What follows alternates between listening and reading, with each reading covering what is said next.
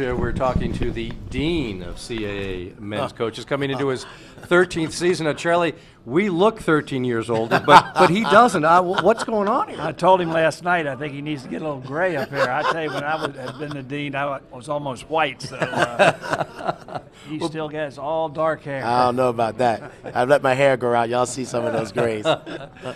Bruiser, you know, we talked to Monte Ross a little earlier about the impact on the entire athletic program that the Delaware women had. How about Denise and her team? I know there are a lot of, when I do a Drexel game, there are a lot of your players that come out and support the women's team, and that run to the WNIT championship must have been really special. I mean, it was great for our school in general because, you know, we're a school that doesn't necessarily have runs like that. So it was historical, you know, greatest athletic feat, I think, in our school's history. For them to go on and win it. I think if you were at the game and you saw the crowd and how people responded when they did win, it was huge for us.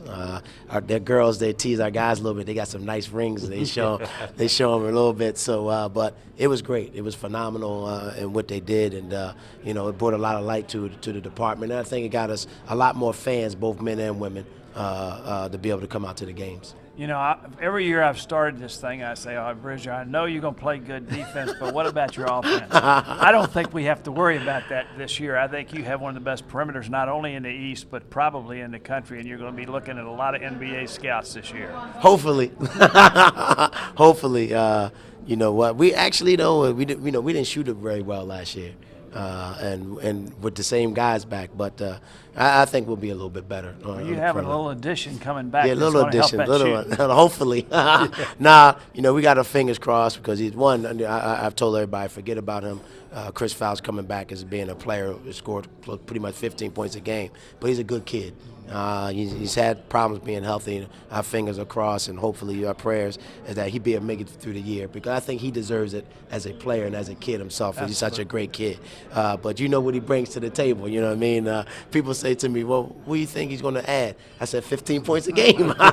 So if he can do that, then he'll add more. But I'm going to need my big guys to step up a little bit and score some points for us. They don't have to be monster scores, but they got to be some post. We got to have some post presence so we can have a little bit of balance. Well, that great backcourt that Charlie talks about, of course, includes Franz Massenet, a terrific point guard, Damian Lee, locally from here in the Baltimore area.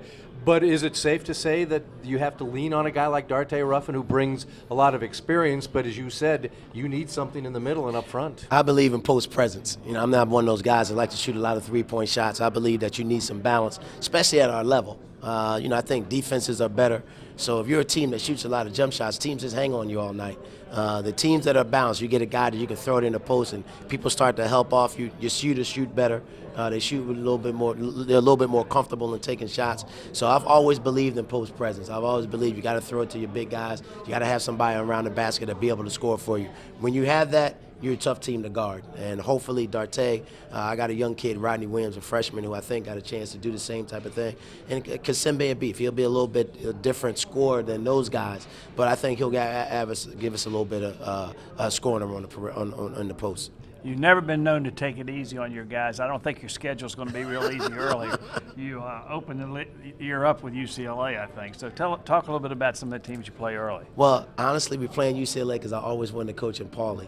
You know, my first recollection of watching a basketball game was UCLA-Memphis in the national championship. So you always saw those games back then about how, you know, UCLA was a team that sort of came on TV all the time.